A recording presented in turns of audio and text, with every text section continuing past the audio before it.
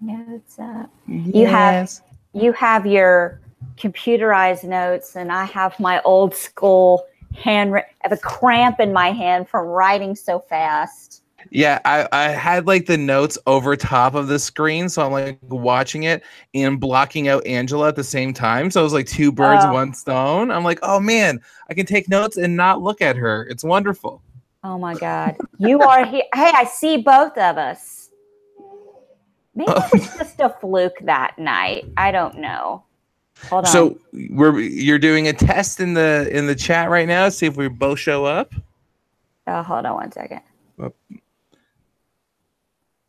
I have to do like I'm doing the best angle possible to get like, you know what, here, one sec, you Gab, I'm gonna turn light on across the room to get more light on me. I'm trying to find my freaking, this is how professional we are. I can't find my pop-up chat so I can see everybody there. Hello everyone, I'm Allison, and welcome to my weekly Meltdowns coverage of MTV's X on the Beach, episode 5. They've made freaking 5 episodes of this shit. Oh my goodness. And what an episode. I have freaking notes for days. You know what? I'm sitting here taking these notes. I'm just sitting here thinking, I need a freaking life. I need a life. As Cliff is, Cliff is fixing himself up to look pretty. He's back because, it's all about Cliff looking pretty.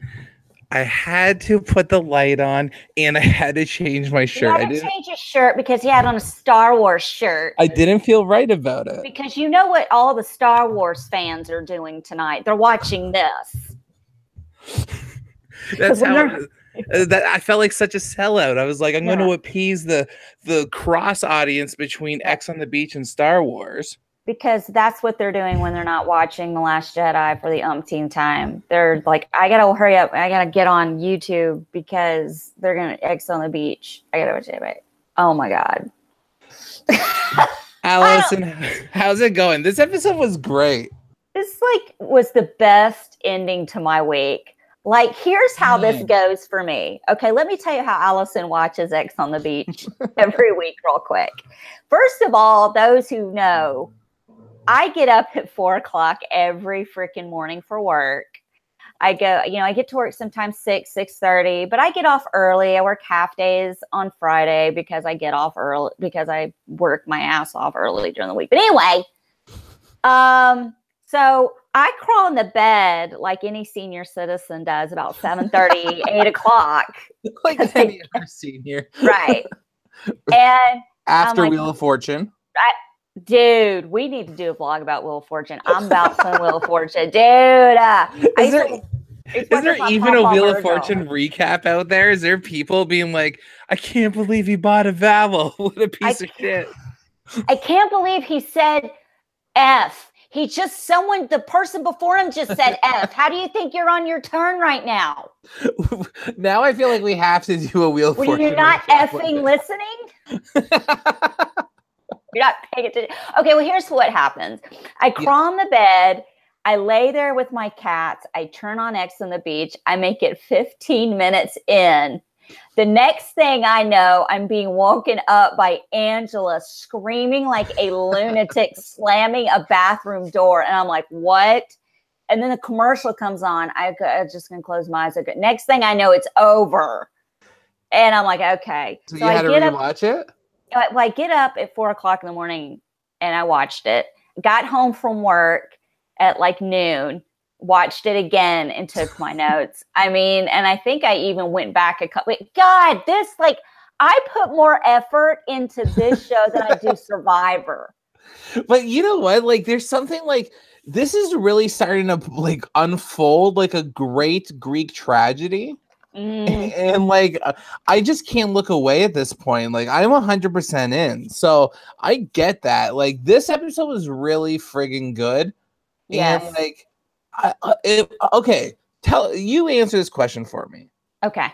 Is this a dating show or is this a competition? Because it's feeling like a game. That is the question I had for you. Right? What are they winning in the end? Yeah, we don't even know what the prize is. We don't even know what what a freaking engagement. What is it? A vacation somewhere? You're already on freaking vacation. Like you get a vacation with no exes. That's the prize. Do you know what you win? A year free supply of couples therapy. Seriously, right? You do therapy. A lot of these people are going to need it. This is like a lot of them are going to need it.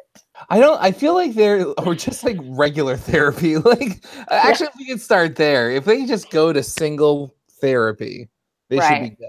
They're going to need some electric shock. Angela's going to need some electric shock treatment after this. This was like I don't know what they win in this game. I don't know. And I when they first show this show, I was like, okay, this is a smutty dating show. And then there started being some eliminations and stuff. I'm like, okay, this is kind of like a competition show that we're used to watching. And now we're like in full-blown strategy and alliances. And I'm like, we need Tyler here to be breaking down all the strategy statistics, right? I need him to watch the show and tell us what's going on. Did we miss something? Are they hinting to something? Like, did we miss where they...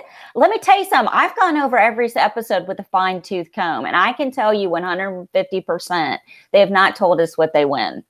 No, they haven't. We don't. I don't know if they win anything. I don't know if being the sole winner of X on the Beach is really something I want that label slapped on my ass. But how can there be a sole winner?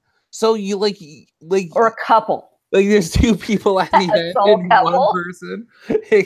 Yeah, like maybe there's like a couple that wins. Yeah. I don't know. I'm really confused.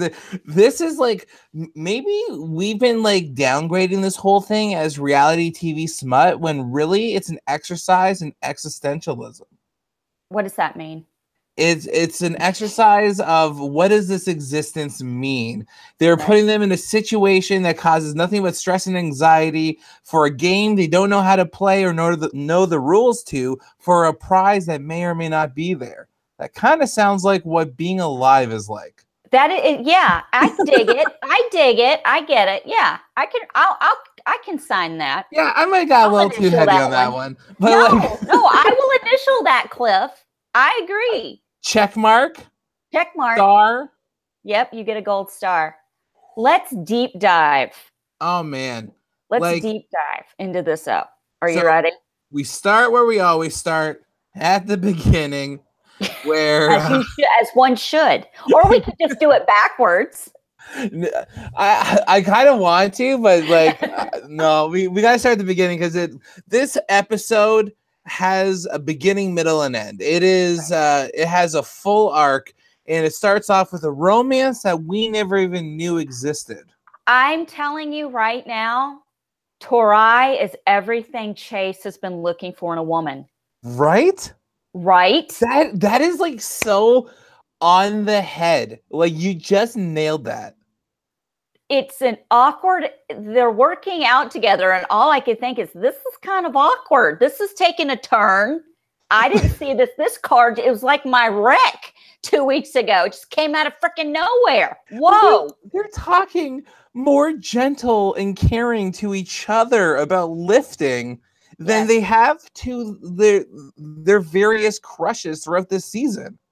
Right. They're like Tarai hasn't been that gentle to Faith or Angela. Chase hasn't been that gentle to Victoria or Skylar, but to each other, they're like, yo, that's great form. You're doing great. Nothing but supportive. They're listening and like being attentive to each other. I'm like, this could actually really work out. They're caressing each other. They're rubbing each other's backs. Are you good? Yeah. Are you good? That was a great workout. Yeah, man. So considerate, nice, cordial manners. There's no drama. None. No, they bring out the best in each other. Right. I'm all for a Tori freaking Chase. I want Tarai to chase Chase. And let's do it. Right? I'm on it. Like this was this is the thing, like I'm actually starting to have more and more respect for the editors of this show than anyone, because the producers are coked up, but the editors aren't, and they're just having fun with what they're given. Oh, let me tell you something. I'm going to get on that subject later on, because there was something I noticed. They There was an edit screw up. I'm convinced. But I think you might be able to explain it to me, though. Okay. But when we get there, I'll let you know. Because there was some like editing decisions tonight that I really liked. I was like, that is friggin' hilarious. Yeah. So we'll see where we differ on that. Right. Okay. So we got Chase and Tarai. They're working out, and I think that was just to set up the context that, like, hey, Tarai has real connections and friends here in the house. Right. Like that was like what that was establishing, and we're like, okay, because we're not seeing everything, right? We're not seeing everyone's interactions between the drama. Thank God. Yeah. When they're actually being humans. We don't want to see that. I don't want to see them being nice and cordial to each other. I don't want to see everyone working out harmoniously. But like, so this was the character aspect of it. Like, we're seeing them as people for a second, but then we immediately go into like, hey, we're playing a game, and Derek starts forming alliances right away, and he's talking to Polly. Yeah. Right? Like, I guess he's like, well, Polly's played a show with alliances. I'll start with him and go from there. And it went nowhere.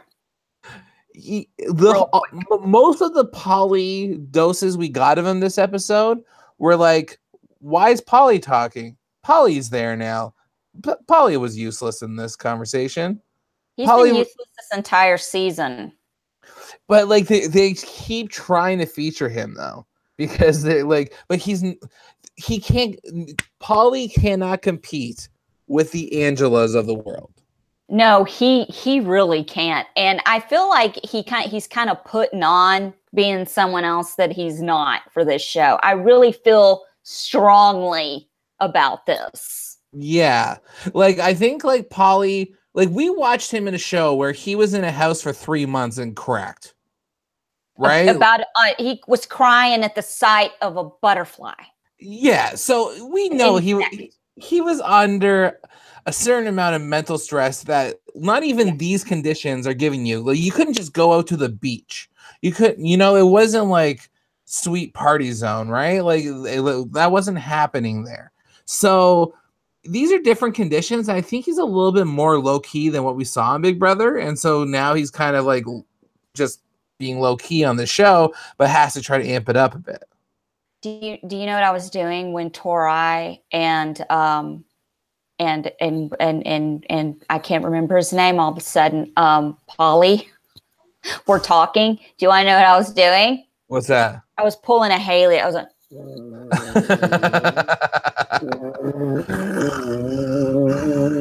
so I don't even know what they were talking about, to be honest. She snores louder than my pug. I mean, shit. Right? Like, that was like impressive. Put a snore it tape over the bridge of her nose next time. I'm going to give her player of the episode just for being the strategic genius that she is and sleeping through the drama, taking no responsibility. That's what you do. Right? You sleep. But somebody else who doesn't know how to sleep is Angela. Because she was talking about how Tarai and I, we fight, we make up, we fight, and we make up. And then she's like, but I've realized that I've invested so much time in this relationship. And I'm sitting here thinking, you've been in the house -5 days. Yeah. How much effort have you put into this? This isn't even a relationship yet. Our friend Stephanie looked it up, and they filmed for a month. Okay. So it was a month of filming. So that gives us the context. So, but yeah, they're probably like there for about a week at this point. Right. Like, how much did 7 days? Yeah, so you're right. Like, how much did they put into this relationship? Like, she kept saying that, like, everything I put in, everything I've done. It's like, do you guys even know each other's mother's name? What's your favorite color? I'm shocked they know each other's names. Because, shit. They both keep calling each other Chelsea? Come on. Oh my God, that's so not Gucci. If there were a word for not being Gucci, it would be not Gucci that I came up with. And he came up with not Gucci, and apparently not Gucci is a single word. Not Gucci is one word. These guys were trying to be smart tonight and failed miserably. The winner of that was Corey. Yes. When, well, okay, I actually have the quote. What was it he said? He said, I'm glad you wrote it down. When I tried, my pen committed suicide. I'll end up finding it at some point. I don't know where it is though. I have so many. This is the weirdest thing that I have so many notes from this show. Oh my God. I have a little notebook. I've got written in big, huge letters, "You've been together less than 5 days!" Exclamation point. Well, it's like, this is the thing. Like, they're showing us like these relationships, and these relationships, like they're acting like these are real things.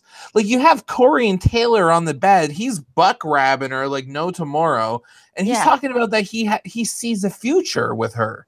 Right. What? Let me tell you something. I've never been in a situation within 5 to 7 days where I've been glued to someone like this. Like, I'm lucky if I get a response to a text within a 6-hour window. You know, I mean, I don't know. Maybe I'm just an adult with bills. The first 5 to 7 days of my relationship with Lindsay was me being like, so I really like you, and her going, yeah, I know, I'm just here because you wouldn't stop. Okay. Wouldn't stop what? Oh, I pursued her so hardcore. She said no to me for like an entire month. And I was like, that's not Gucci. That's claim you. I put a flag with her face on it in the ground. One word, not Gucci. Not Gucci. Oh, and so it's like Angela and Tarai, they feel like it's set in the stars. They're meant to be. And then you got Taylor and Corey, and they're all butt squeezy on the bed, squeezing the booties. And then our favorite flags, the faces on the flags come up the pole, right? And it was so funny because like it was like Faith, Chase, and then someone's like, "Oh, is that Cameron?" And they're like, "No, it's Victoria." I know. I was like, "Oh my God, she looks like a dude." Do you want to know is something funny? Yeah. It has been bothering me. Who does Victoria kind of look like? Okay, let me think. And it hit me when I saw her face on the flag, and then it haunted me during the entire episode. She kind of Gollum. No, not man. Dobby the house elf. No, Lady Gaga. Oh, yeah, I see that, but like more house elfish. It's the Walmart version of Lady Gaga. Walmart brand clearance aisle version of Lady Gaga. Yes, wall gag. Wall gag. She yeah, no, I can totally see that, but she even kind of has Lady Gaga's style. Like she'll do like the higher hiked like pants and like the simple ripped shirt kind of thing. Like yeah, she's sort of and she's a fashion blogger, so it makes sense that she might actually emulate Gaga. You might have just nailed it on the head too. She probably looks up to her. We can just call her Walmart Gaga. Walmart Gaga. Yeah, like when my theory was out the window, I thought they were gonna bring Skylar back out of the ocean to pull a fast one on us. But in the next time on X on the Beach, they're bringing someone back that's been kicked out. I think it's Skylar. It's not Skylar. It's probably totally Alicia.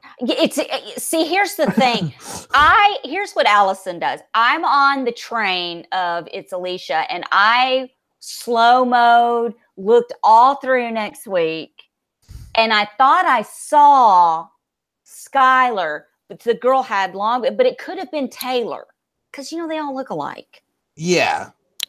Yeah, and like it would make sense that they would show Taylor because like Taylor was like crying in it. So I feel like it's gonna be like of all the people that have been knocked off so far, who would be the most interesting to bring back? Probably Alicia. I don't know, either that or Andre? Costco maybe. No, Costco's done when we solved the mystery of the uncle. That's true. Like nobody cares.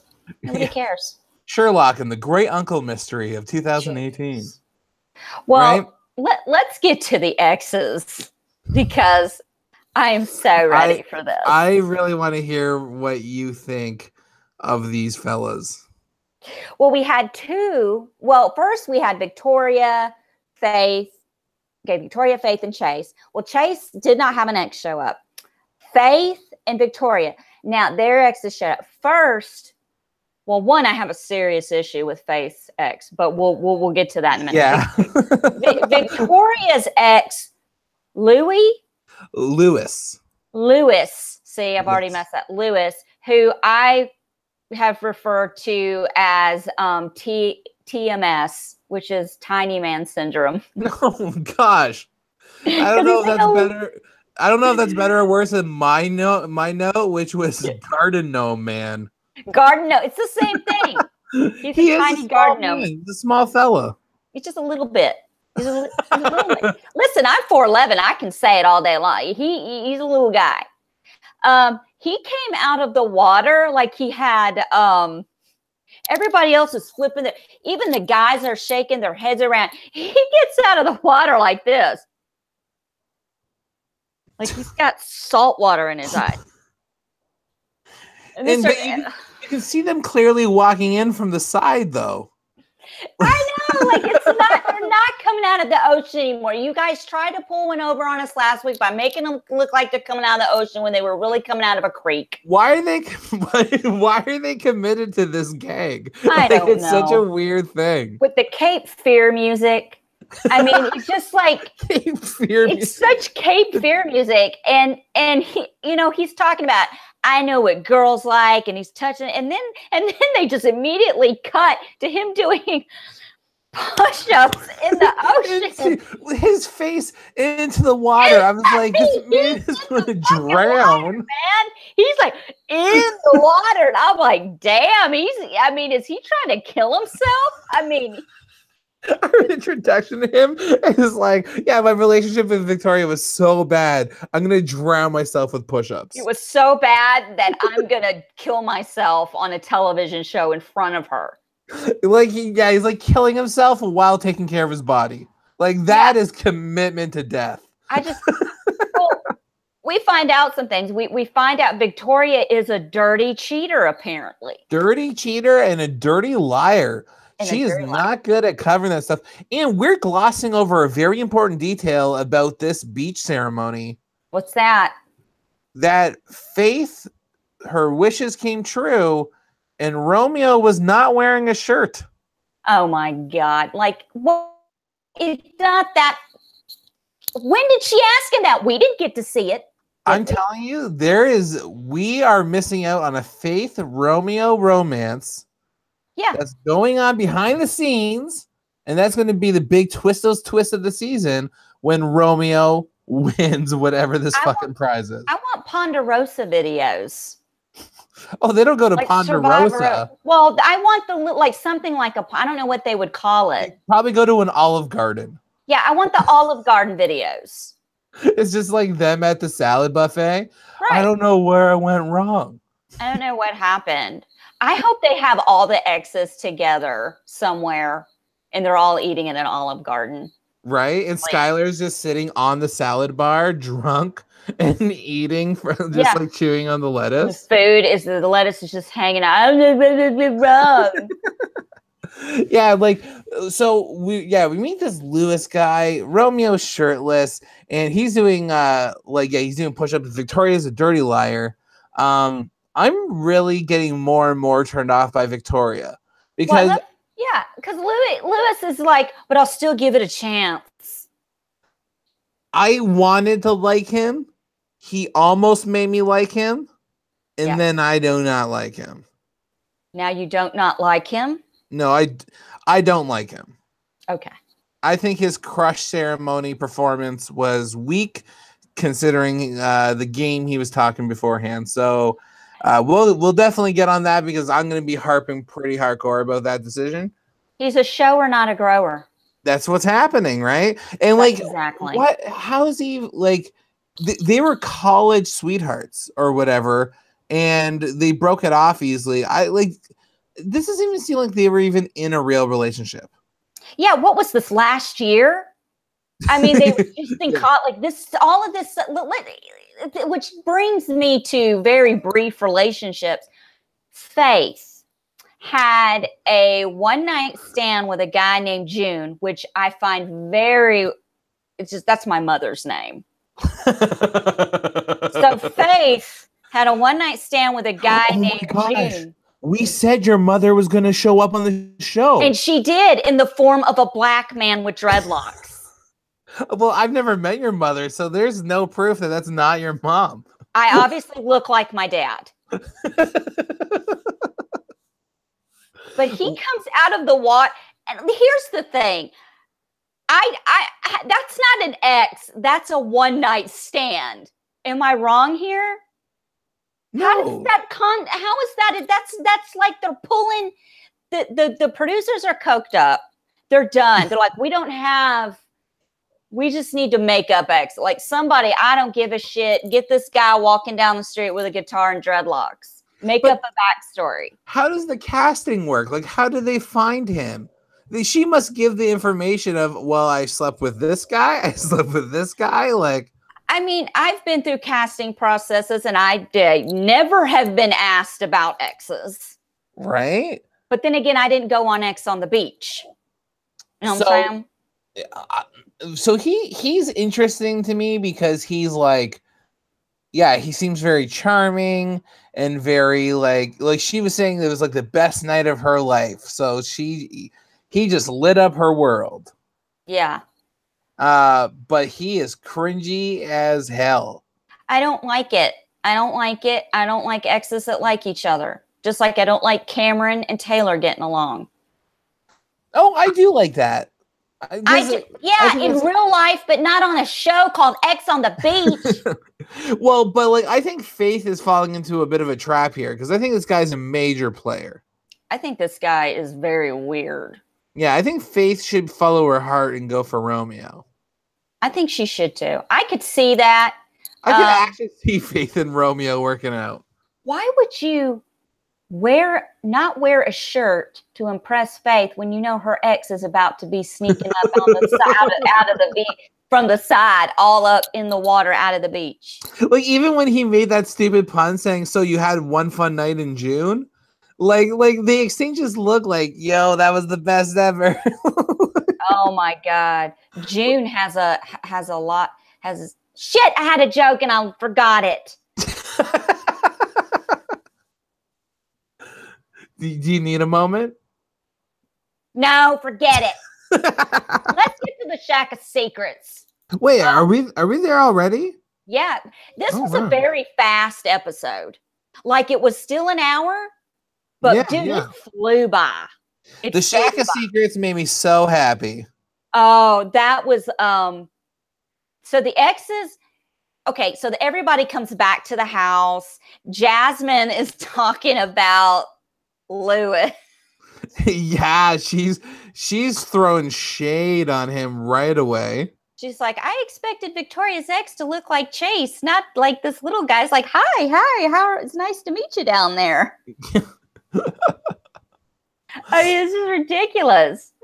But when they all come back, the exes are summoned. Here's something, I don't know if you caught this, but when the little sound horn went off and they got to go into the tube, that elevator that takes them down there, didn't June say, oh, is that where the beer is? I did catch that. He said, is that where the alcohol comes from? Like he just assumes the alcohol emerges from the earth in a tube. Like who is this guy? Like with a large horn siren that goes off. he just like naturally thought that was the thing.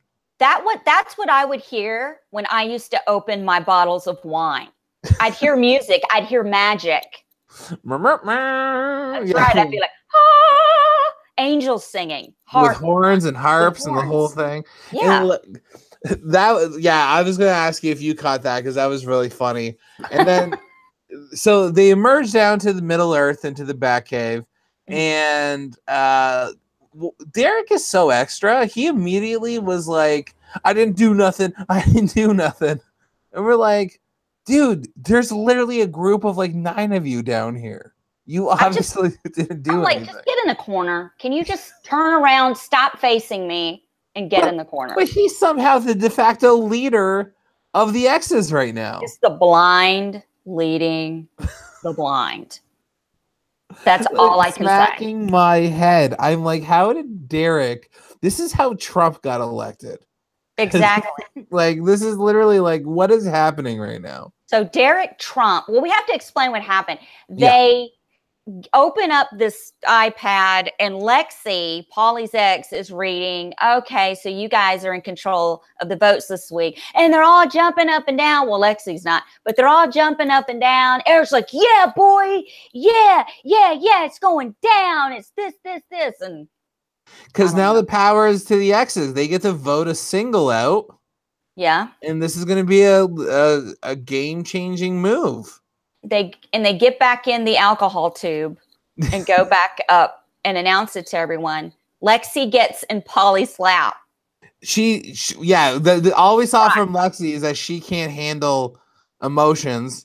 This literally has nothing to do with her, and Polly's obviously not going to be the one voted out. So I don't know why she even cares. No, she said, and I quote, I have it written with quotations around it, I don't want to hurt anyone's feelings. That's what she did. And like Cameron and Jasmine are like, bitch, please.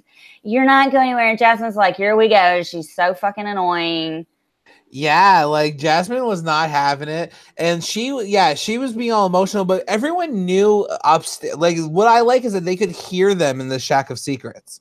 Like, that was great. All the singles are upstairs, and they're like, why are they all cheering? Why are they like brapping and making air horns? It's just like, like that's all they're doing down there. Well, they found the alcohol. Yes. And then Polly, I guess he was the designated speaker for the singles. And so he was the one that announced it all to him. Then Lexi loses her shit. I'm already like, I should have done a countdown. Like I should have like recorded me watching this live and being like, Angela meltdown in 3, 2, 1. Right? Like she's so predictable. But before that, I learned there's a fun fact. I didn't know. I learned something. Okay. So Gucci and Haley are laying on the bed, and Haley's like, you're so safe. Nothing's going to happen to you. It's so Gucci. You're Gucci, boy. I'm on the moon right now. Did you know that Lance Armstrong landed on the moon? I had no idea. I was like, when I didn't know she went to university. Did he pedal around on the moon in a little space bike? I mean, is he like, how does this even work? I am so happy the editors left that in there. She felt like Lance Armstrong on the moon. I was like, oh, like, did you ever watch that? Have you ever seen How I Met Your Mother? Yes, I've seen some. Yeah. There's a character on that show where they don't remember her name. She was only ever in one episode, but they call her Honey because everything she says, they go, "Oh, honey." Yeah, that's it. Oh, honey. Like this is the honey moment. Yeah. Oh, Haley. Oh, girl. But Cliff, this is how much the show is dumbing me down. It took me a minute before I realized what she said. She goes, Lance Armstrong, and I was like, huh? Wait, what? I had to fucking Google it. I was like, who the fuck is Lance Armstrong? That's not the guy that was on the moon. That's a one-nut professional biker. This is how bad it's dumbing us down. Because when she said Lance Armstrong, I immediately went, I see trees of green. Oh, that's Louis Armstrong. See? It's happening. It's happening. We're like, I didn't even catch what Corey said at first. What word did he say? I don't even remember. I know I have it written down. I just haven't seen it yet. It's like I have it somewhere. I know I do. It's a bad combo because Jersey Shore comes on right before X on the Beach. And my brain just shuts down. as soon as Jersey. It's mindless entertainment. I don't want to think when I'm watching these shows. I found it when Victoria, so when Lewis was coming back, he was narrating, and he said Victoria is comprehensive about having him in the house, and then he asked the producers if he said that right, and they're like, no. He said yes. I would have been like, yeah, you're fine. Who cares? Everyone will understand, and the idiots out there will know what you're talking about. Oh man, yeah, Gucci and Haley, like, they're funny. They're kind of like they're comedy at this point. I would literally, if they had a spinoff show, I could only handle 6 30-minute episodes. I'm just saying, if they had a spinoff, I would watch it. It's just her snoring and him rating it on a scale of Gucci to not Gucci. Can I ask a question? Please. Did she mix Xanax with some Crown Royal or something? I mean, I didn't even see her drinking. I didn't see all the such that kind of shit, that kind of passed out. And like he goes, oh, she's a lightweight. And I'm like, nah, it looks like she's a heavy alcoholic. It looks like the bitch might black out, I mean, it's this is like Angela and all them were like screaming over top of her, and the camera was like, there's Haley snoring, there's them yelling, there's her snoring. Yeah, and even Jackson was like, like, what is this bitch doing? So she just passed out.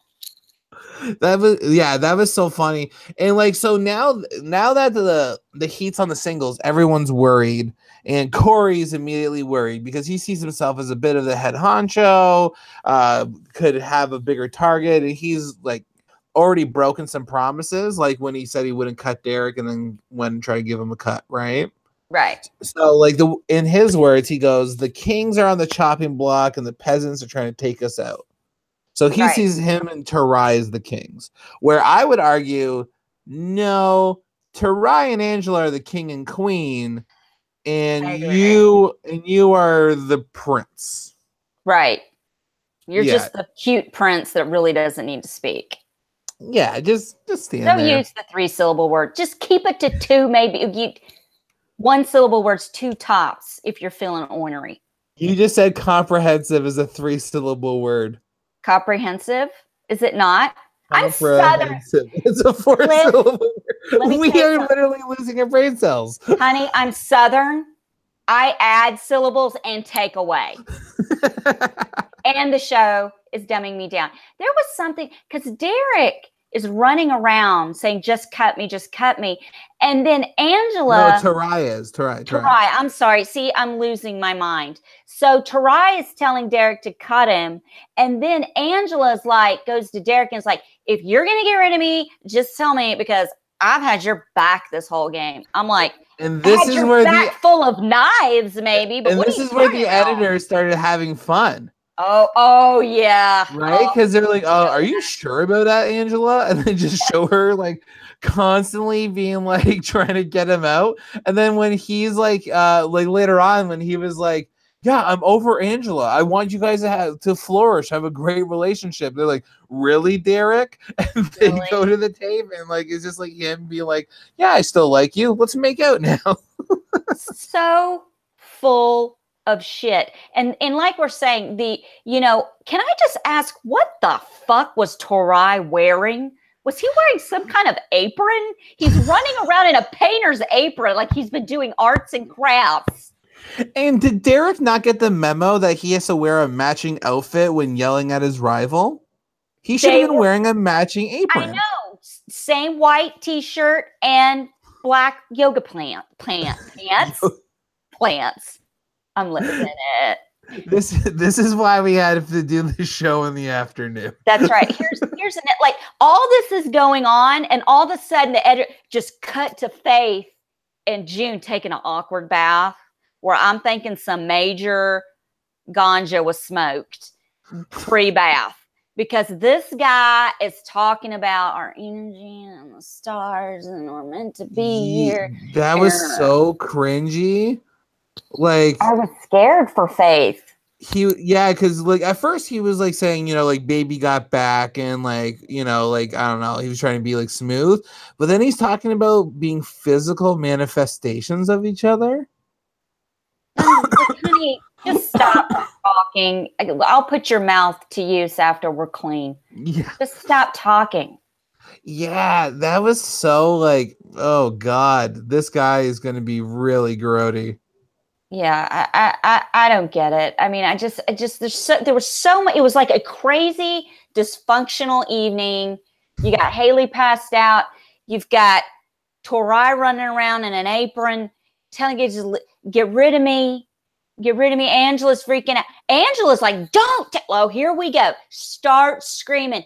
I'm trying to keep us both here. We're trying to do that. We're trying to, like, it's almost to the point now where I tune out because Torai goes and talks to Corey. And then for some fucking reason, Corey goes and talks to Angela.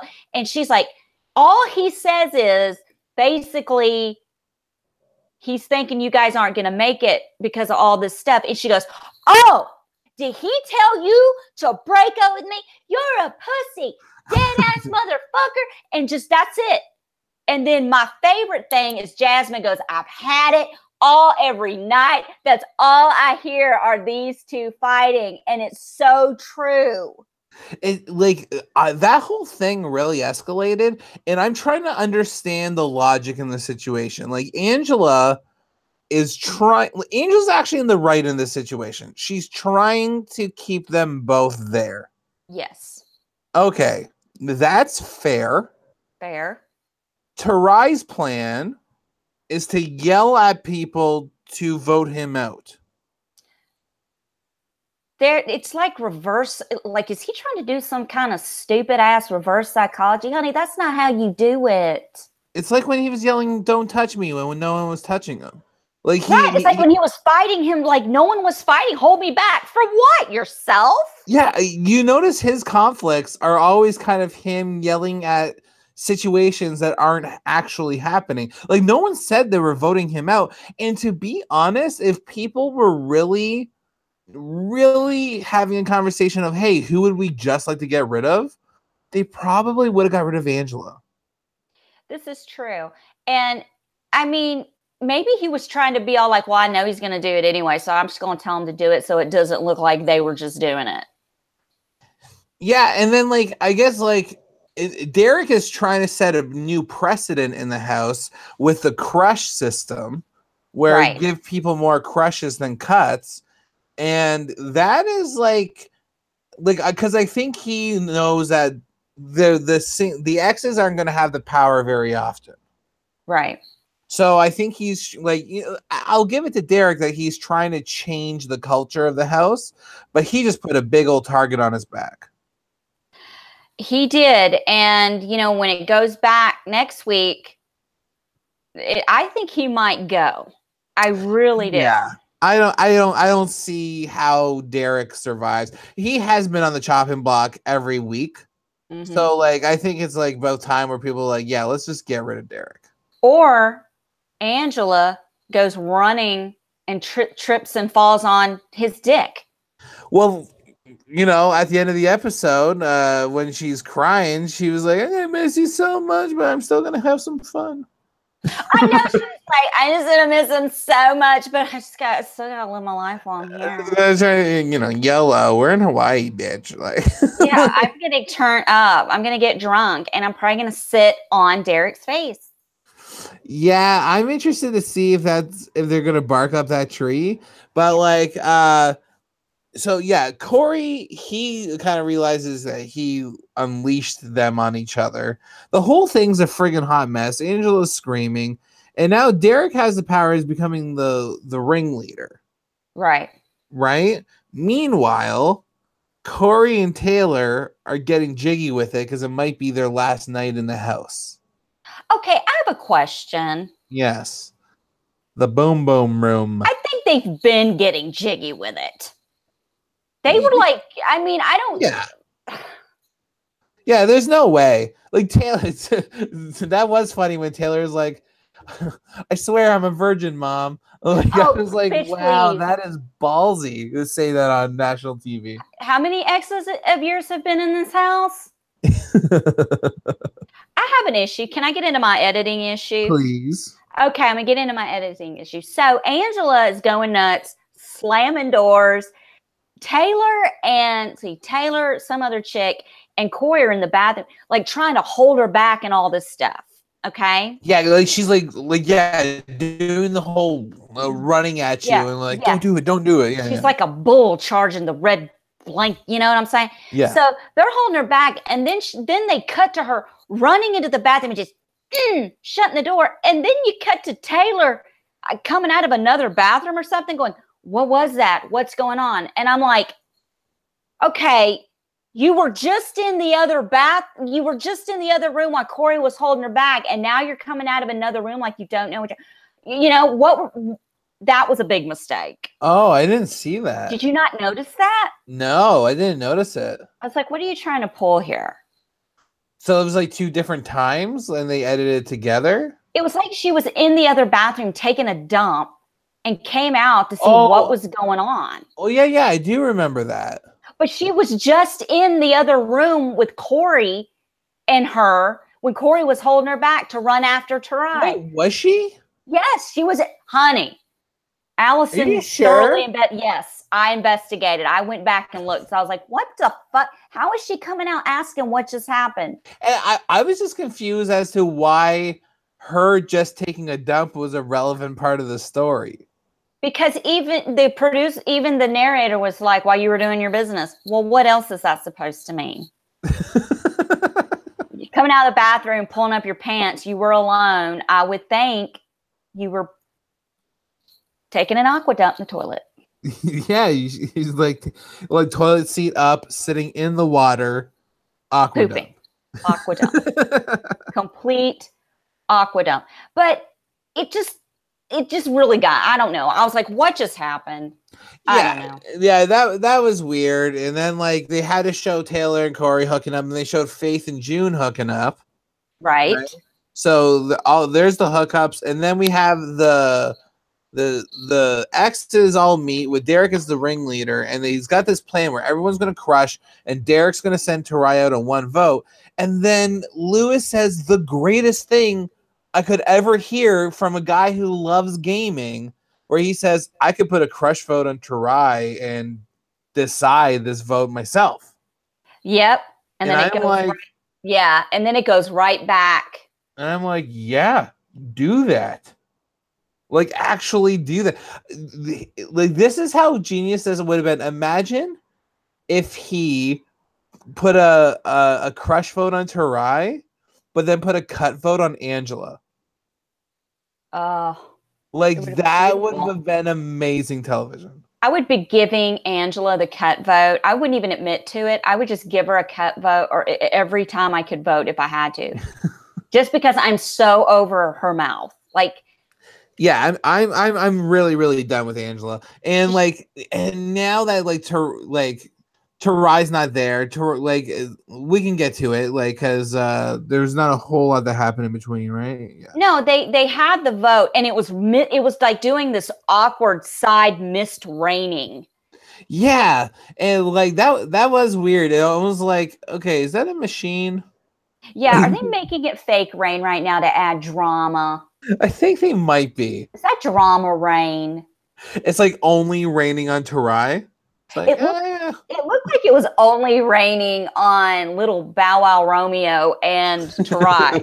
It didn't look so much over the other people because Romeo was standing there like, yeah, so I'm going to get the pineapples here and read the votes. And I'm like, good Lord, can someone not give the guy an umbrella? Now, do you like Derek's plan to everyone do a crush vote? I think that leaves you very vulnerable to have the vote not go your way. I think that's a risky vote. I think that the exes were so excited to make a big move and do something crazy. And I'm sorry, I get them mixed up. I apologize. Derek came up with this master plan that they all thought it was so Gucci that they just did it. And then the one guy who hasn't really been there to experience all the drama, Luis or whatever his name is, Louis. I'm sorry. It's spelled like Louise. Okay. And it's spelled like Louise. Yeah. Louis just comes up with, and then doesn't do it. But it's so typical. Like I said, he's a shower, not a grower. Yeah, like I was really hoping he would pull the move because he has nothing to lose. Like, and like he really doesn't, right? Like he's not friends with any of these people. And making a move that saves someone could be like let's say he did it and he took out Victoria, which would be the logical thing he does, right? He says, Victoria's lying to me, I take her out, right? Right. So let's say he does that and just like ices his ex on the spot. Well, now he doesn't have his ex or any drama to worry about. He just saved Tarai and Angela, who's aligned with Corey and Taylor and all them. Right? So like he immediately has an alliance. He immediately is like he's good. Right. And like so because now that the power is going to go back to the singles, and that's the majority of the singles, they're not going to vote his ass out. See, that's excellent. That is perfect strategy. It would have been the right move. But he's so stupid. And the fact that he even like is entertaining the idea, I'm like, are producers telling you have to? Because like this is horrible. You should not be entertaining Victoria. She cheated on you twice. Yeah, and so she's sitting there going, well, when we were dating, everyone was telling me that he's a player, and I'm like, honey, 2 wrongs don't make it right. But anyway, here's the thing. She's so worried about this new little guy coming in the house. I think I'm done. I think I'm going to be the one voted out. Do you really think everyone's going to listen to him? Nobody knows who he is. Yeah, like that's exactly it. And that's why Lewis needed to make that move himself. Right. That would have just been like, honestly, like there's certain things that happen in shows where you're just like, you see if someone make a move and you're like, I can't believe they just did that. And then it's just like, it's just iconic and it's like frozen in time. Right. And right? he had, and he's just had it right there. It was in your hands. But see, here's the thing. They don't know what they're fucking playing for, Cliff. Maybe if he knew what the end game is, he would have done it. Now, I'm gonna say something off track for a sec. Is that okay? Yes. Okay, I read an article today, since in the realm of our love of reality TV. Did you see who's on the cast of Amazing Race 31? Brittany Haynes, Goddess, Janelle, Dan Giesling, Ian Terry, Ty. We're covering this shit. I hope you know. Oh my god, it's gonna be so good. I can't wait. Do you want to cover it? Yeah, for sure. 100%. Yeah, like because I was just watching I was just thinking about like moves that get frozen in time. Is like, I can't believe you actually pulled the trigger. And Ty always sticks in my mind when he didn't play the idol to make the super idol for Scott. Those are those moments where you're just like, yeah, you just made a legendary, historic moment. Like I'll never get over like shaking your head no and looking the guy in the eyes. And he goes, really no. And he has to walk out, and I was like, that was fucking brilliant. I can't wait to see Ty. But imagine if Ty played it, right? He would have just been the pussy that couldn't pull the trigger. But see, people looked at Ty, and I think they thought they could push him around a little bit. Well, and like I think they looked at Ty and thought that he was a Lewis, right? Right. And like I was looking at Lewis, and I was like, I really hope you're a Ty. We hope you're a Ty. Yeah, that's what I was hoping. I was like, pull the trigger. Here's my advice to anyone on any of these shows ever. If you have a moment to just do something that's going to make history in that show, in that game, fucking do it. Yep. Pick up the pieces afterwards and do it. Like, what are you on this show for? To play it safe and blah, blah, blah. Just go for it. Because you know what? Let's say that big move gets you voted off. You're going to come back on because you are willing to do that kind of shit. Yeah.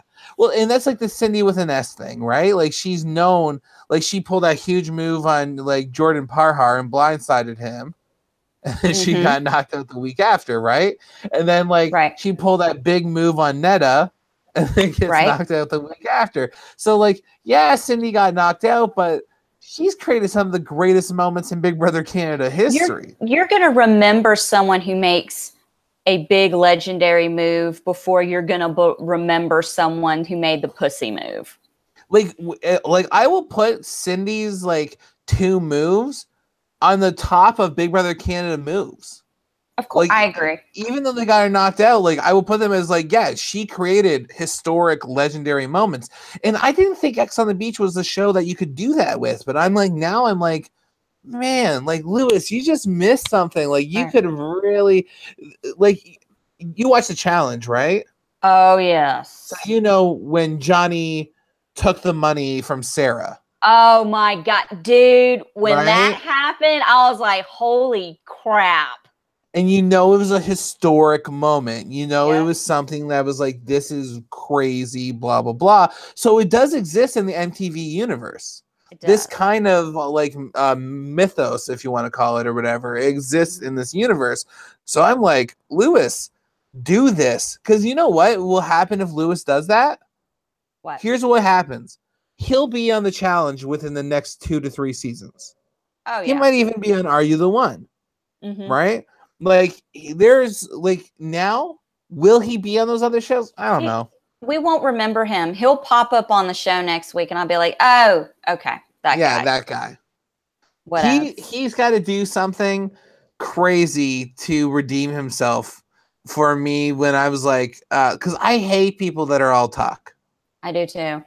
Because here's my thing. If you're not going to do it, just don't say you will. You know, like it's okay to not do something. Yeah. Don't say you will and then don't do it. I mean, you can say, hey, I'm thinking about it, but I'm scared and I don't know what to do. Don't go, I'm going to do all this. And then they don't do it. It happens all the time. I can't stand that. It makes me crazy. It's been happening a lot on Survivor here lately. Okay. One word, Laurel. Yeah. I missed that episode and I won't be able to be around for the finale because I'm performing in Ottawa. Mm-hmm. So I'll have to watch your guys' episode afterwards to see what you guys think of the finale. Well, we're not going to do it. I think we're just going to do like a real brief live reaction to the winner Wednesday night because it's going to be too late for me to do a show. So I think we're going to do it that Thursday night. Thursday night? Okay. Yeah. Like I'm performing every single night, but I'll try to watch it when I'm back from a show. Mm-hmm. It'll be interesting. I think Tyler's tapped out of Survivor. Like we were trying to pump him up, and he's just like, "I'm over it. I don't care anymore." And I was like, "Okay." Well, like, so is he just because like he's so frustrated with Laurel's decision? I think that he feels that we already know who's going to be in the final 3, and Laurel, I can't. Dominic and Wendell. Yeah, like it's so predictable at this point, and it's like, here's the thing: if Dominic wins, like I think he's going to, it's going to be a dominant win. He's going to be up there with people who control the game. And it wasn't Don't you mean a Dominic win? No, but like, isn't it like if you think about it, he he's not just like, he has idols, but he's been making good decisions of not using them. Right. So like that's all social game. And look how he carries himself in tribals. Like when he was like at that last tribal, he even asked Donathan permission to talk to him. Donathan said no. That was bad on Donathan because like Dominic is using his manners in trying to speak calmly to him in front of the jury, and Donathan's like putting on a show and being dramatic, and I don't think he's getting the respect he deserves where Dominic is. Right. Oh, I agree. I think he's a good player, you know? So like it sucks for Laurel. She's had a chance to really get them and has talked about doing it and hasn't done it. Yeah, that is the most frustrating thing, that she keeps talking about it and doesn't pull the trigger. So like I feel bad for her. She's gonna get a lot of hate after the show. She's already turned, like, she's not on Twitter. Like, she's on Twitter, but she's not responding or talking to anybody. Yeah, I can imagine that she's going to be...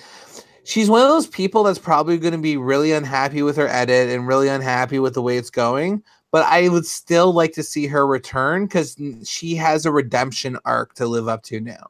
I see. Oh, you know look, we have someone in the chat. Oh, hey, Eddie. Hey, Eddie.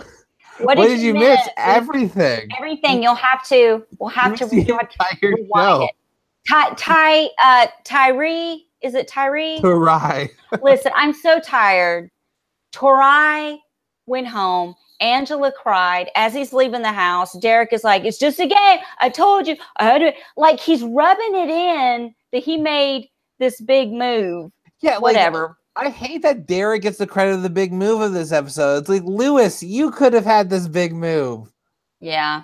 And then you could have been at the door saying bye to Victoria. I do love that Jasmine called out Tarai and called him a big waste of space for telling them to cut him. Oh, yeah. That was good. She's always dropping the truth bombs. I actually feel like Faith is weakened with the presence of June. I want June gone. I'm not feeling it. I'm not vibing it. Okay. Yeah, Weirdo. You're not getting what did he freaking call it again? Physical abomination or something. Physical. Yeah, I can't keep up with their sillyisms.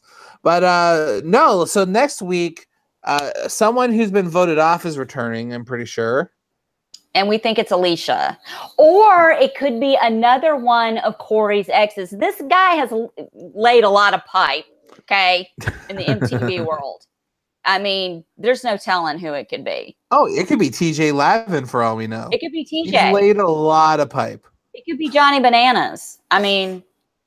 Well, he has been S-ing his D for like 5 seasons. He's single in a row, now. So. He's single now. He made it very out there in the open during the last season of the challenge. I'm single. Okay, we get it. Isn't he with Natalie? I have no idea. I haven't a clue. Natalie. Yeah. So and Gucci's in a fight with Haley. I guess he's mad at her snoring or something. I guess he's mad at her because she took some of his Xanax before she drank last week. Oh, and interesting. Taylor in the coming up, Taylor says like that Corey lied about something. Yeah, and she wants to leave and she wants to go home. Yeah, someone every episode says they want to go home. I know, bitch, you're not going home because you might win something like therapy, free therapy for a year. Honestly, I think it's just winning a spot on another MTV show. You're gonna get to be on the challenge next season. She probably will, and she's so uninteresting to me. She's not gonna last. She's not. No. I would be interested in them having like Polly on the challenge. I would check mark that. I would check that. I'd even be okay with Lexi, to be honest. I had to think about who you were talking about for a second. But imagine Faith on the challenge, though. Oh, please, God. Please, MTV gods. That would be awesome. Her getting into a fight with Johnny Bananas. Oh, God. That would be so funny. That would be so epic. I love it. I love it. I like what she said last week about Derek. He's all over this house. He's running through this house. He's running through this house like some diarrhea. Well, what about oh my God, how do we go over? We didn't touch this. What about what she said about June, that if he were to put his dick anywhere else, she's going to cut it off, saute it with onions, and feed it to him like Hannibal Lecter. Oh my God. That just outdid the diarrhea quote. I was like, what did she just say on TV? That would be something I would say. I think that's why it didn't bother me. Because she even said in the first episode, I think, I don't care if what ex they bring up here, but nobody's touching my ex. If I can't have my ex, you can't have my ex. That's an interesting perspective. That's something I would say. But like, it's your ex. I don't give a shit. It's not because I still want the fucker. Ew. I'd be all around going like, I would make up. He's got the herpes. Whoa, did you hear that? What was that? Either fireworks or gunshots. You ever play that game? I am in Memphis, Tennessee. One of the So most it's never fireworks. dangerous. Oh, what is happening right now? That is you. No, like I'm not farting or anything. That's like legit like fireworks. Oh, you didn't fart again? No. Listen to this. After Wednesday's show, I looked over because I'm like I have my dining room and then my living room and this big window. And I just looked over after the show and I saw blue lights. What? And there were 2 cop cars. One was blocking my driveway. And then there was something was going on at the neighbor. Nothing. I don't think it was anything bad. So you know what I did? I had my own episode of Survivor. I went in my backyard and I went around the gate and I have a big bush and I am in the bush almost. I can't hear anything. So I come back in the house and I look out the front. I'm turning full blown Mrs. Kravitz from Bewitched. So I go back in my backyard again and try to see what's going on. And I'm like, and I can't even like, I want to go, what's going on? But there's like nobody out there. Like I got to get something out of my car real quick. So I almost went outside to get something out of my car. But what am I going to go? Oh, it's 10:30 at night. And I just remembered that I needed something out of my car. Did you ever figure out what it was for? There was nothing in my car to get. No, I have no idea what happened. That's awkward. I don't know. I know it was really weird. It was bizarre. I didn't know what was going on. You thought they were there to finally take you away? Listen, I had a shot of adrenaline go through me, like thinking, okay, let me going through some things in my mind. And I'm like, there's no way. Okay, no, I'm good. Right? Yeah, there's no way. Yeah, no, that's funny. It would have been awesome if you were able to stream it. Like on the live, you're like, let's go into my backyard. I calling my boyfriend like, cops. just go out there. I don't have anything. I'm going to go out to my car and get something out of my car. And then when I thought about doing it, I was like, well, I don't have anything in my car I could grab. I can't go out there with something. I just want to put this in my lunch for tomorrow in my car now. Yeah, you're like, I gotta get something from my car. You go to your car, you take out like the floor mat and walk into the house. I just gotta clean this floor mat real quick. I just remember I can't. I'm very OCD about dirt in the floorboard. You know what I'm saying? Am I right? See, you and I are so different. I don't need an excuse to go out. I would literally go out and be like, "What's going on? Why are there police cars here?" I never go outside, Cliff. So if my neighbors saw me outside, they would know it's because I'm trolling. Because I'm nosy as F. Okay. Oh, my neighbors know I'm nosy.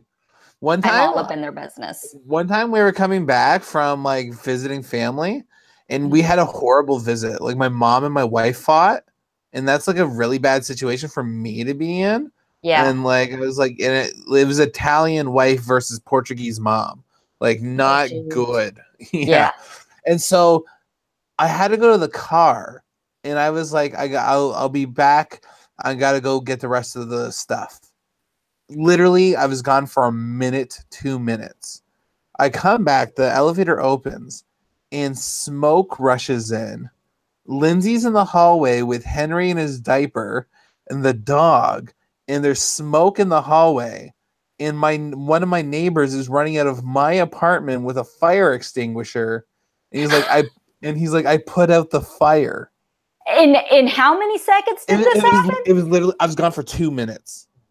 What the frick happened? Lindsay put oil on the oven to cook fries. Like she wanted to make fries the way my mom did. Like my mom puts oil in a pan and like makes fries that way. But my mom also burned down our kitchen when I was in grade 11. So I don't actually recommend my mother's cooking techniques. And so I was like, so the flame went up the wall. Lindsay had the baby and the dog. So she ran out to the hall and got my neighbor, and he ran in, put out the fire. I walk in, there's fire extinguisher stuff everywhere. And I have multiple neighbors coming out now being like, what's going on? And like, everyone's just like nosy as fuck. And I'm like, and I'm just being straight up. I'm like, she set the kitchen on fire, and now my baby can't breathe. And like, oh my God, you were putting her on blast. oh yeah, and like, oh, and I'm like going to my other neighbor, like, and she had to fight with my mom today, and like, one thing after another. And she's trying to cook something my mom cooks after having a fight with her. This makes 0 sense. Every time we come back from my mom's place, she cooks a recipe that my mom made. I'm gonna make it better. I'll show her. I have a funny nosy neighbor story if you want to hear it real quick. Yeah, for sure. Eddie said he needs to film his redneck neighbor. They had a truck tug of war. Yeah, see, I think Eddie, if I remember, Eddie Smith lives way out or used to live way out in like Millington, Tennessee in the country. And that kind of shit probably happens in any day that ends in Y. There's probably redneck fights breaking out everywhere. See, we don't have rednecks in Canada. We have slednecks. Slednecks? What's a sledneck? That's what it's just what you call Canadian rednecks because everything's cold here. Well, listen, okay, so when my ex-husband and I were married, this was when my son was young. He was like 7 or 8 years old, okay? And we had this house across the street. This nice couple used to live there, and they moved, and the people that they actually were renting the house, and we didn't know that. So these young guys moved in the house, okay? And they had parties, they had loud music playing, they had friends over, parking all over the place. It made the neighborhood look trashy. And one time I heard some screaming, and I walked outside, and there was a full-size mattress being flown out of the front door. The guy was kicking his girlfriend out. It was just one thing after another. And this fucker used to park his truck in front of our house. But here's the thing. I don't know if this is the same rules apply in Canada, but you are not supposed to park your car on the street facing traffic. It's supposed to be away from traffic. Okay? Yeah, rule of thumb. It's always supposed to be Wait, no, it's supposed to face the same direction traffic's going. Right. Yeah. And he would park. I think he would come. I don't know what he was doing. So he would have to turn around? He would park his truck in front of our house when he has his own fucking 2-car garage. Nobody parked in front of him, nothing. I've never even heard of anyone doing that. This asshole would park in front of our house, and he would do it kind of crooked and sometimes block our drive. So one night, it was a Friday night, I'd had enough. Okay, let me set this up. My bedroom window was in the front of the house, so I could see their house. Okay. I've got the big old curtains behind me. I'm in the window. I've got the night vision binoculars. I have night vision goggles, and I have regular binoculars. They're not mine. They're Chris's. Okay. And if you've ever met Chris, you'll understand why he has all this weird army shit. But anyway, I'm sitting there with my binoculars, and I'm using the regular binoculars because I've had enough of these fuckers being loud. I said, Chris, I've had enough. Jacob is in his room, and he's trying to sleep, and he's kind of upset because it's like you could hear it. So I go, I've had enough. I'm calling the cops. And Chris is like, just leave it alone. I go, leave it alone? This is ridiculous. So I called the cops. Okay. And I see a cop car show up. And I don't know, all of a sudden I see a van come around the corner. And it's a drug van. Like the kind of vans that freaking snipers and shit run out of to take a door down. Oh my God. And I'm like, Chris, I don't know what is happening right now. And he comes in there and he just looks and goes, oh, you nosy bitch. He goes, look what you've done. And they go in, and I get the binoculars, and I can see through the front door. They've got these guys sitting down on the floor, on handcuffed, sitting Indian style on the floor. I can see the coffee table. There's bongs. There's white powder. I can see everything. There's no telling what I just busted. Oh my God. But this isn't the big thing is there is an elementary school and a middle school in the backyard of this house. And that, I don't know how things are in Canada, but you cannot have drugs, paraphernalia, nothing within a certain amount of feet of a school. So they take the guys away. Oh my gosh. And this went on literally for hours. And Chris is just laughing. He's like Mrs. Kravitz. He's the one who started calling. He just got them like arrested. Arrested and busted. I was afraid to leave my house all weekend because I didn't know if they were home. I mean, it was ridiculous. And Chris goes outside and is standing at the foot of the driveway, starts talking to the regular cop. And didn't tell him that we're the ones that called it in, but hello, you know what I'm saying? Yeah. And he starts talking to the guy about the truck being parked the wrong direction. He goes, I'm not trying to make add any fuel to the fire, but that's that dude's truck right there that's parked in the wrong direction, like fishtailed.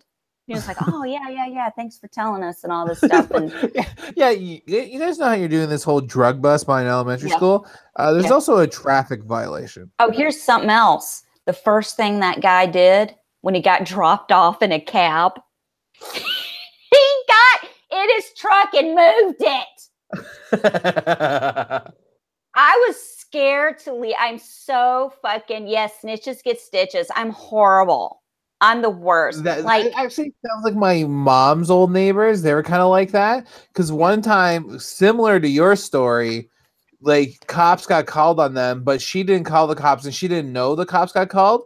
This is how they found out.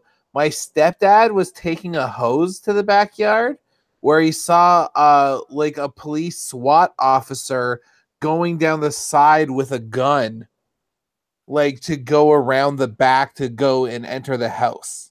Oh my God. Yeah. So there's like legitimately like a drug bust next door to my mom's old neighbors. And all I did was call to say they were being noisy and I've had enough. And their truck is fucking parked in front of my house. Okay. Yeah. Like they're serving jail time because of you now. I put a Post-it on his windshield once. I said, please don't park here anymore. Thank you. This itty bitty little yellow Post-it on his fucking big truck. Did he listen? Fuck no. We kept doing it. Man, that's so shitty. I'm just a little shit. I'm very, because my son is seeing this stuff. Like my poor child is just like me. He was in the window the day the mattress was flying out the front door. And he's just in the window like, sitting there. And I'm like, holy shit, get out the window. Mom, get the popcorn. Yeah. Yeah, it's ridiculous. I feel like I'm gonna be like that with my kid though. I'm gonna be like, yo, Henry, get over here. Like, check this shit out. Jacob and I, we used to watch Law and Order SVU together, and we still do when he comes over. Like, I mean, this child this is such bad parenting. We've been watching SVU since he was like 8 years old. I mean, it's just like not bad episodes, though. You know what I'm saying? Whatever. I would never watch that show myself. So. I contributed to society. You're welcome, America. But it's funny. But the dun dun music that comes on, every time on Law and Order. I don't watch Law and Order at all. Oh, I'm sorry. Well, there's like the gavel that goes dun dun. I have standards. I only watch X on the Beach. Okay, damn it. Anyway, my son is 21, and now every time we hear that sound, we used to do that all the time. To do this all the time when he was little. Now every time we hear the dun dun, even now when we're watching it, we do this. Like we look at each other, like it's so funny. But anyway, that's the X on the Beach show. Yeah, that's our show with bonus noisy neighbor content. Allison's a nosy little bitch. Yeah. I'm a Southern woman, okay? I'm gonna get in the business. Yeah, I'm gonna figure it out. That really took a turn. But I will say real quick, I'll get in your business, but you stay out of my business. That's how it works in the South. That's right. We sit on our porches and we judge. Well, thanks for watching the episode, Eddie. Eddie, thank you so much for watching. Yeah, we'll be back here next Friday. Are we going to do, now you're doing comedy shows in Ottawa, Canada, right? Yes. So next week I'm in Ottawa. So we'll have to do the show either during the day Friday or during the day Saturday, whatever works best for you. Okay. I can do either one. We'll just keep in touch during the week and see what's going on. But it'll be episode 6. We'll see what kind of drama unfolds then. Everyone, you know how to find me. My socials are in the body of this video. Clifford has a YouTube channel called Clifford Myers. So please subscribe and check it out. And that's M-Y-E-R-S, right? Yeah, M-Y-E-R. Yeah, correct. Because my cousin's last name is Myers, and she spells it the other way. M-E-Y? Yeah. What a piece of garbage. I know. Can't shake these people. I can't shake these people. And they can find you that on Twitter as well. Yeah, Twitter, Instagram. I've actually been streaming live on Instagram a lot lately. Like I did a cooking with Cliffy thing yesterday where like I just like narrated my whole meal as I was cooking, and everyone was like putting me on blast because they were getting mad at me for trying to pan fry steak. Oh, for crying out loud. Is this something I can go back and watch? Actually it's probably gone now because it's only on for 24 hours. Oh, okay. Yeah, these are really fun though. People get really into it. Like I like the live. I love the live streaming formats. I think they're super interesting. I love it. It's so much fun. So yeah, thanks for watching, everyone. All right, guys. We will see you next week. Wednesday, we are doing the Survivor Ghost Island finale. We're probably going to do a real brief live watch at the very end to reveal the winner, and then the Thursday night we'll do a full season and finale recap. So we'll post all of that. It's just gonna be like 30 seconds of you guys like, okay, Dominic won. See you next season. Yeah, or it'll be if Wendell wins. See, I picked Wendell to win episode 1. I would definitely think I like Wendell as a winner a little more. Here's an unpopular opinion. I want to see Laurel win. I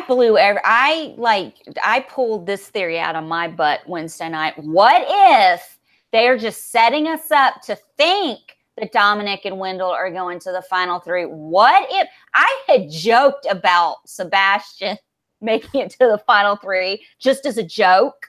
But now I'm thinking, what if Angela, Laurel, and Sebastian make it to the final 3? Holy shit. That would be crazy. And I'm really thinking like, I don't know, like, imagine if Laurel somehow pulls it off and let's say she goes to the end with Dominic and Wendell and still wins. Like if she pulls off like a crazy, amazing finale speech.